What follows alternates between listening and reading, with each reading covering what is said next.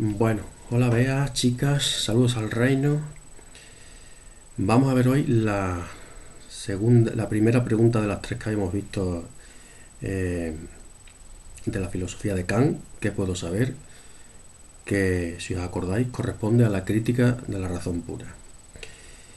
¿Qué es lo que se pretende con la pregunta que puedo saber? Por una parte lo que queremos saber es los límites del conocimiento, qué es lo que podemos conocer y qué es lo que no, cómo funciona, cómo se origina el conocimiento. Eh, En realidad lo que quiere saber Kant es qué es ciencia y qué no. Porque Kant no tiene duda de la ciencia. ¿Y por qué no tiene duda de la ciencia? Pues porque eh, hay que recordar, nos tenemos que situar en la época de Kant, es la revolución científica. Se han conseguido un montón de adelantos, de descubrimientos, de inventos. Se han establecido muchas leyes importantes de la naturaleza. ¿Vale? Entonces, como Kant ve que lo que se han conseguido son leyes ciertas y positivas, ¿vale? Pues de eso no hay duda. ¿Y de qué es lo que duda Kant concretamente? Él lo llama la metafísica. En realidad duda de la filosofía. O sea, hasta dónde podemos llegar con el estudio filosófico. Eh, ¿Está la metafísica fuera de esos límites? El problema viene porque en la historia de la filosofía hasta acá, pues muchos filósofos, cada uno han dicho una cosa de lo que Kant llama las ideas metafísicas, ideas con mayúsculas, una cosa parecida como pasaba con Platón.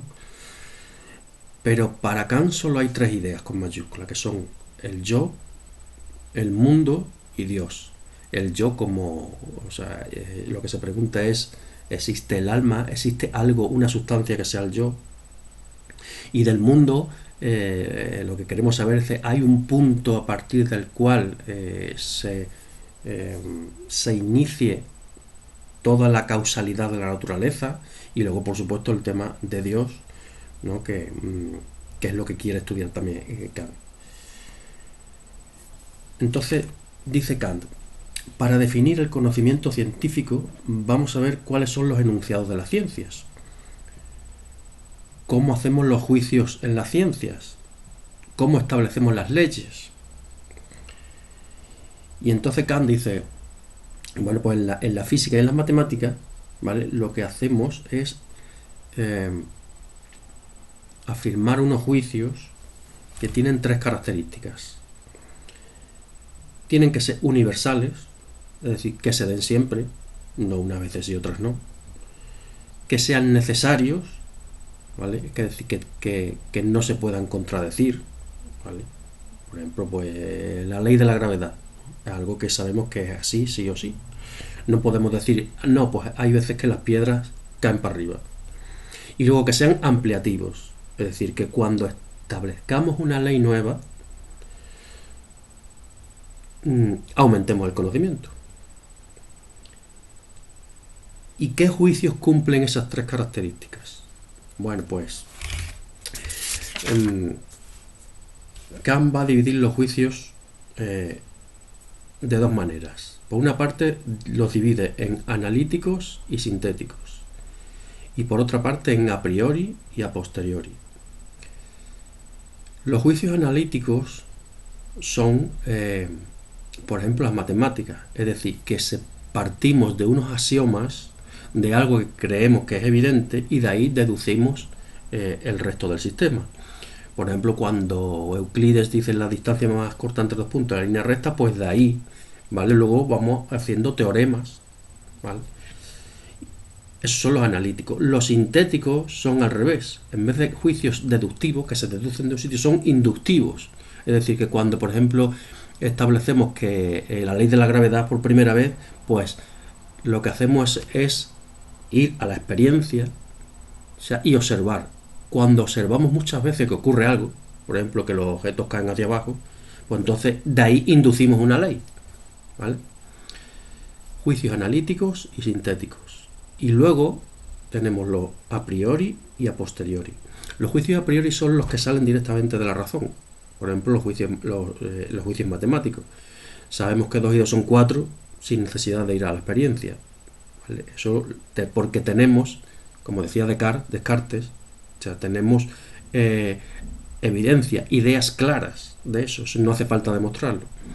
Esos son los a priori. Los juicios a posteriori son aquellos que se necesita ir a la observación, a la experiencia, ¿vale? Para constatarlos. Bueno, Kant estudia las combinaciones entre esos 4 tipos de juicios: analíticos, sintéticos, a priori y a posteriori, y dice, pues los juicios de las mates, de la física, son los juicios sintéticos y a priori. Es decir, que por una parte cumplen con lo que hemos dicho de que son, digamos que evidentes, cumplen con las leyes de la razón, y por otra parte cumplen con las leyes de la naturaleza. Como digo, esto es lo que pasa con las mates y la física. Por ejemplo, Kant siempre pone el ejemplo de la distancia entre 2 puntos, ¿vale? Es una línea recta. Una línea recta, la distancia más corta entre 2 puntos. Eso es universal, eso ocurre siempre, es necesario, ¿vale? No puedes encontrar un caso en el que digas, pues esto aquí hay una excepción, y además es ampliativo. Es decir, que la primera vez que se estableció, ¿no? Pues se creó un nuevo teorema, por así decirlo, o una nueva ley, ¿no? O sea, nos proporcionó conocimiento nuevo, ¿vale? Ahora, ¿cómo son posibles estos juicios? O sea, realmente, ¿qué ocurre cuando hay un conocimiento, ¿no? En el cual un sujeto conoce a un objeto? ¿Vale? Bueno, como eso viene en vuestro apunte, en la estructura de la crítica de la razón pura, pues eso lo dejaremos para la parte número 3.